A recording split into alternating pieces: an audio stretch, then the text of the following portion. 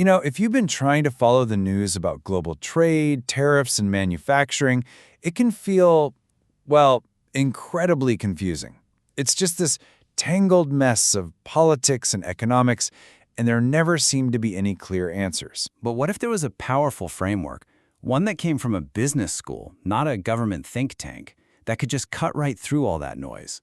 What if a theory that explains how companies win and lose could actually explain the last 50 years of the US-China economic relationship? And believe me, this isn't just some academic thought experiment. The stakes here are astronomical. As Ben Thomson from Stratechery points out, our entire modern life, everything we do, is built on these incredibly complex global supply chains.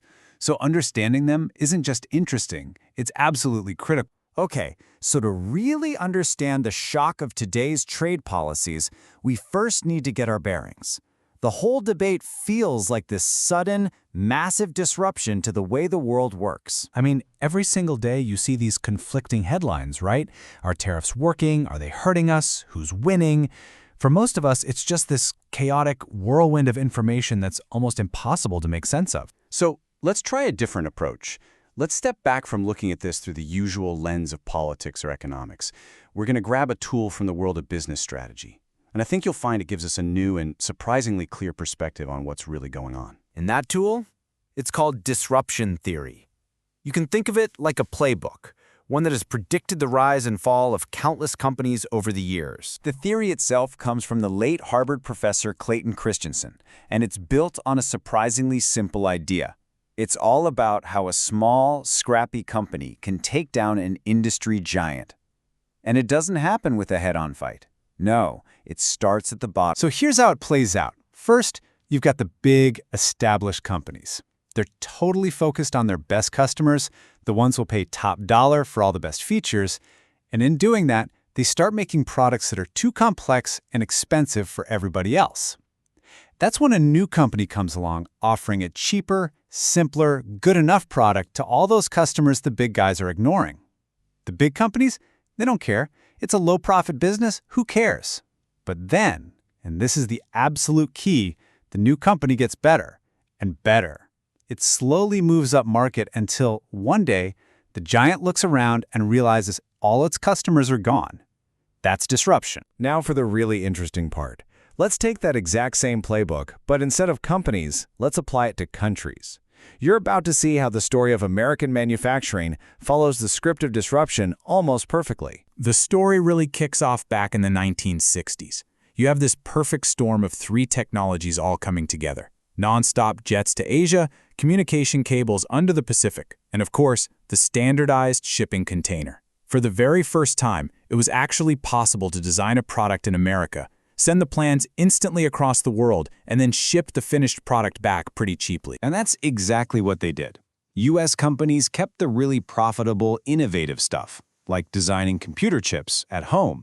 But the tedious, low-margin, labor-intensive work, like actually putting those chips together, they outsourced it to Asia, where the wages were just a tiny fraction of what they were in the US. This is textbook step 2 of the disruption playbook. Go after the low-end, overlooked part of the market. And this whole shift points to a fundamental change in how things were made. We move from what you'd call an integrated world, where one company, like Ford, did everything for its cars, to a modular world. Honestly, the best way to think about it is like building with Legos. With standard, interchangeable parts, companies could just pick and choose the best and cheapest suppliers from anywhere on the planet. And this modularity, it just poured gasoline on the fire of outsourcing. And this right here is where the disruption really culminates.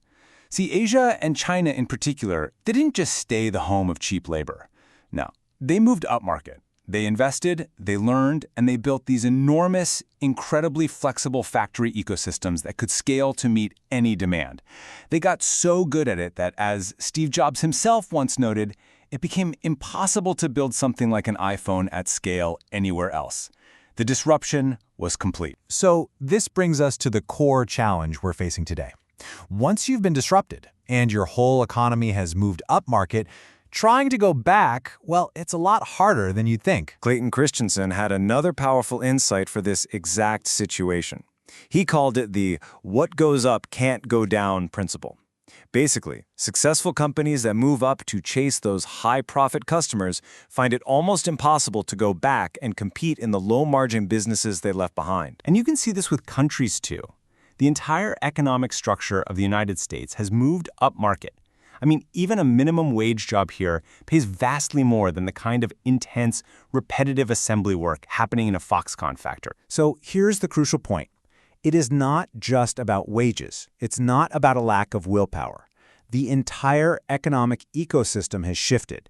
It's not just that we can't bring those specific jobs back. In many ways, we built an economy where we don't even want those specific kinds of jobs anymore. And this is why that low-end work is so strategically important.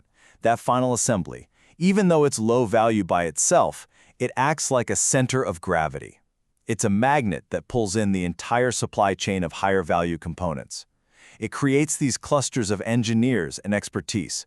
This is precisely how China built its world-leading drone industry, an industry with major military applications. Okay, so if disruption theory explains the problem this well, does it offer any clues about a solution?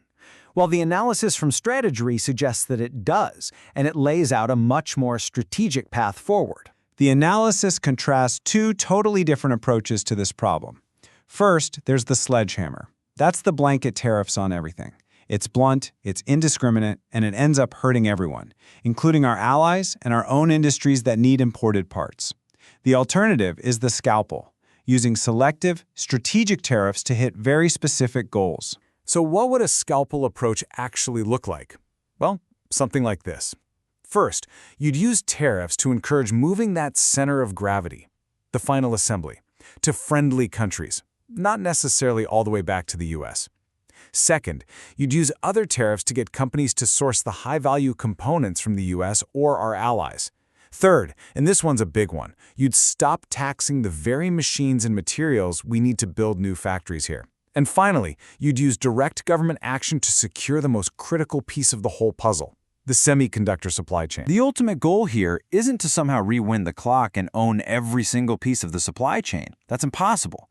No, the goal is to control the supply chain in a way the US doesn't right now, by playing our biggest card, the massive power of American consumer demand. So that leaves us with one last really crucial question.